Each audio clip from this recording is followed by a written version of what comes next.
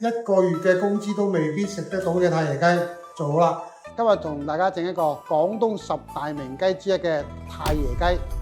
今日就同大家做翻以前嘅做法俾大家睇下。咁啊，首先呢隻雞咧就去飛水。飛水嘅作用其實係幾樣噶啦。第一，去除啲雜質啦；第二咧就去除啲血污。飛土咗之後咧，就放到凍水度洗乾淨佢，咁就得啦。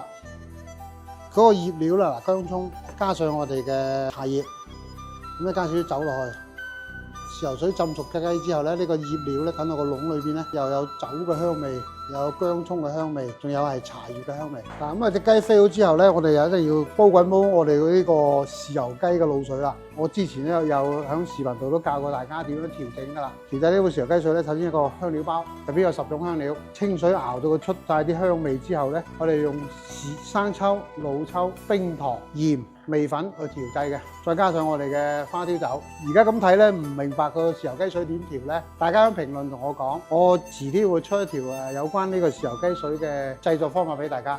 嗱，咁喺呢度調好味，試過之後咧，我哋而家就浸豉油雞啦。嗱，個豉油雞水咧滾翻之後咧，我哋就關火擲住就得噶啦。大概浸23分鐘到25分鐘到啦，呢隻雞。我要食呢隻雞咧，成個月工資嘅要。嗰時賣到50幾蚊，咁嗰時我哋工資都係6蚊到啫嘛。成個月嘅工資係可以食一隻太爺雞，你估個幾貴㗎真係。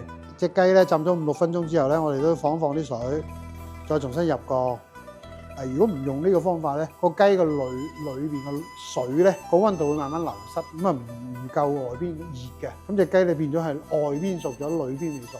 個豉油雞咧浸咗22分鐘啦，咪攞啲牙籤一篤到中間附近掹翻出嚟，咁佢會出水嘅，佢冇血水出咧，證明呢隻雞係熟㗎啦。薑葱嘅醃料放晒落個籠裏邊，趁熱放入去。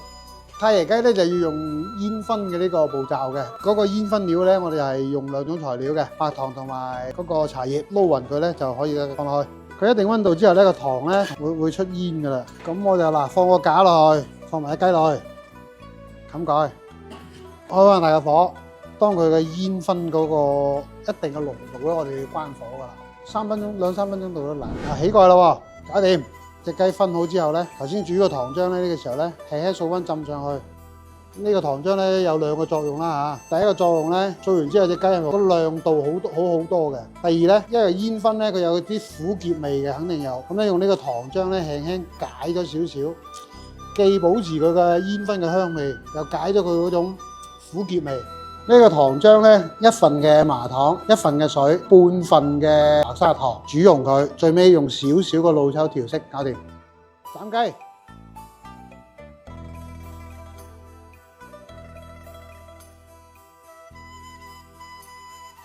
跟住落嚟咧，我哋要煮埋呢個太爺雞嘅汁，咁啊加啲水落去，再加少少豉油雞水落去，煮翻晒啲香味出嚟咧，咁啊可以隔咗啲渣佢。隔一揸佢就淋上面，1個月工資都未必食得到嘅太爺雞，而家食得到啦。